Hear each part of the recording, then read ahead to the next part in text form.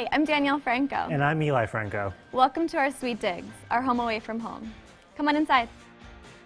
We're up here in Tannersville, New York, which is about 2 hours north of New York City. We bought the house for $165,000, but it needed a lot of work, and we ended up putting about $40,000 into it, and that was with doing most of it completely ourselves. This house is about 1,500 square feet, and we like to spend our weekends here when we can. When we're not here, we Airbnb it. This is our dining area. The first thing I loved about this house were the 16-foot windows. The house was a complete mess when we got it. The windows were the only saving grace, really the only reason we bought it to begin with. I really worked extensively with my dad growing up on fixing up houses, building decks, but we really had to learn a lot as we went along. We ended up making this dining table ourselves. We couldn't find anything that fit our budget and fit the space, so we said, let's just make it ourselves. This is our kitchen.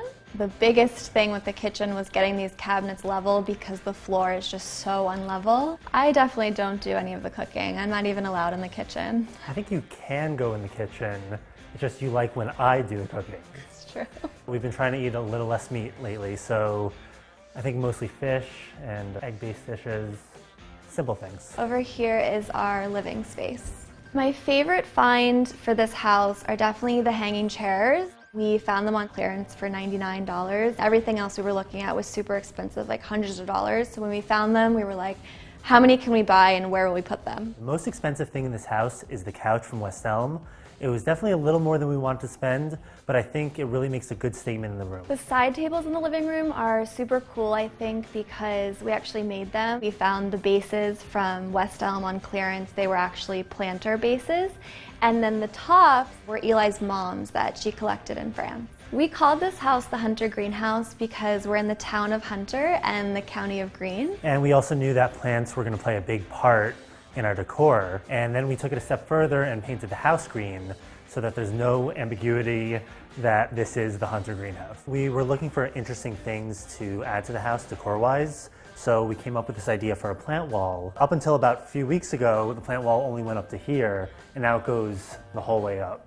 This is the downstairs bathroom. There was this small closet in the bathroom that we really didn't have any use for, so we ended up taking out the door and kind of refinishing it so it's a little space to get ready in while you're taking a shower, to leave a towel. We actually ended up picking the paint color based on this really creepy old painting that we found, and we really just wanted to match everything to that.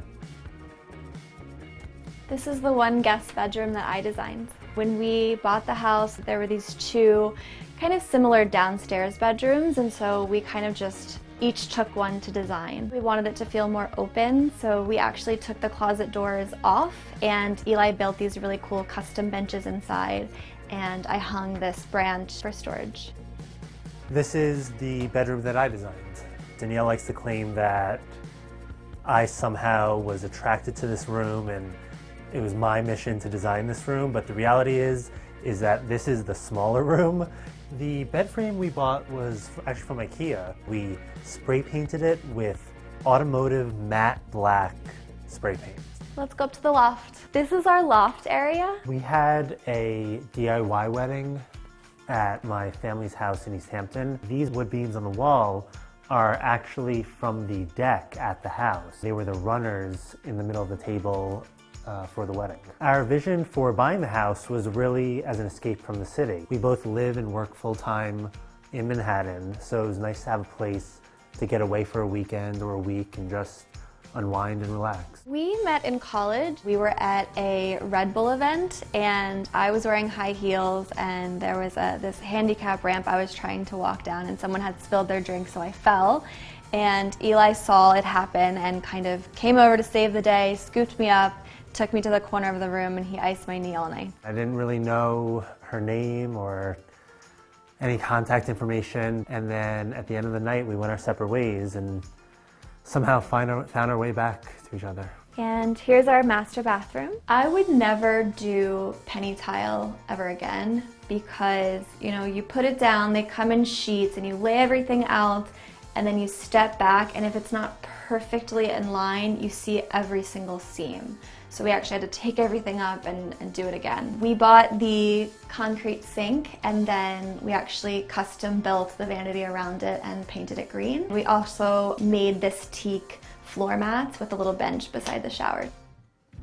And in here's the master bedroom. The master bedroom was actually one of the last rooms that we designed. We kind of established everything else in the house and put this on the back burner. It actually ended up being one of the coolest and everything kind of came together really well. I think Eli is definitely the dreamer and I'm the realist. He's like, oh, we need these hanging chairs, we need this hammock, and I'm thinking, how are you hanging it? I really had to sell Danielle on the idea because she didn't think it made any sense. He figured it out and it's really cool and it's relaxing and people really love it. My favorite thing in the master has to be the wallpaper. I think I was kind of against the wallpaper because I didn't want it to feel too old-fashioned, but I think you found a really great one. We found this really cool like grayish blue pattern. I think it's really cool. I'm a dermatology PA, so I see skin cancer and rashes and I treat acne, and I also do fun stuff like cosmetics as well. And I work for a software development company that does accounting software for large law firms. We both have pretty